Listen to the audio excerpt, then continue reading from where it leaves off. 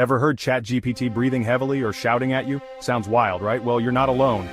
In today's video, we're diving into the fascinating world of AI expressions. What happens when machines simulate emotions like stress or intensity? But here's the catch. ChatGPT doesn't actually breathe or shout. So why do we perceive it that way? Stick around because you're about to discover the surprising truth behind this dramatic AI behavior. Welcome back to the channel. Today we're talking about something a little out of the ordinary. ChatGPT and its so-called heavy breathing and shouting. I've seen a lot of comments and posts about people noticing AI responses that feel emotional. Maybe you've had ChatGPT give you a response that feels like it's yelling or is so detailed it feels like it's panning to keep up. But what's really happening here? Let's break it down, and trust me, you're going to be surprised by what's really going on under the hood of your favorite AI. So why do people describe ChatGPT as breathing heavily during some conversations? Well, it all comes down to the pacing and tone of its responses. ChatGPT doesn't actually have a body or emotions, but the speed at which it delivers information, and the way the text is structured can feel like it's in a rush, trying to keep up with complex queries or long back and forths.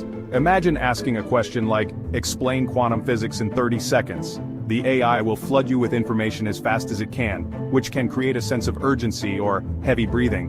But in reality, it's just following its programming, trying to give you as much detail as possible in the shortest time. It's like ChatGPT is running a marathon, not literally breathing heavily, but textually rushing through tons of data to get you that perfect response.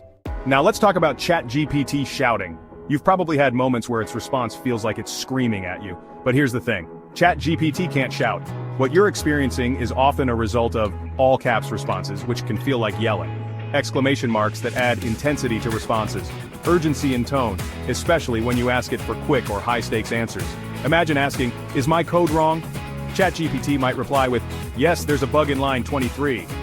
To you that might feel like it's shouting, but in reality, it's just trying to emphasize the importance of the issue in your code. It's like when you're texting your friend in all caps. It feels aggressive, but it's often just excitement or urgency. Did you know that ChatGPT can actually pick up on your tone and mirror it back? If you're frustrated or panicked in your input, the AI tends to adjust its responses to match that emotional intensity. For example, if you write something like, oh no, everything's going wrong, help! ChatGPT might respond in a similarly urgent or intense manner, giving you answers that feel louder or more rushed.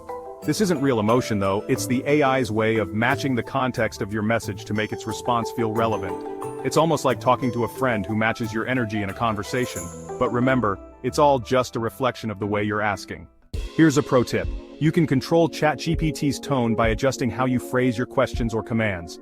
If you want calm, detailed answers, try framing your prompts in a relaxed manner. For example, instead of saying, I need this answer now, try something like, could you kindly explain this in detail please? And watch how the tone of ChatGPT's response shifts to match your calmness. You can even specify how you want ChatGPT to respond. Just say, answer calmly please, or provide a concise answer. The AI is incredibly adaptable to your needs. But why does any of this matter? Understanding the way ChatGPT structures its responses, whether it feels like it's shouting or breathing heavily, helps you get better answers.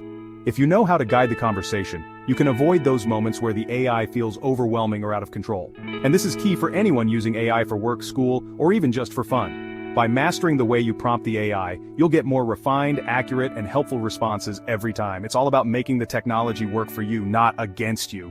As AI continues to evolve, we might see systems that simulate emotion even more closely. But for now, remember that all those dramatic breaths and shouts are just part of how the system tries to match the urgency and tone of your input.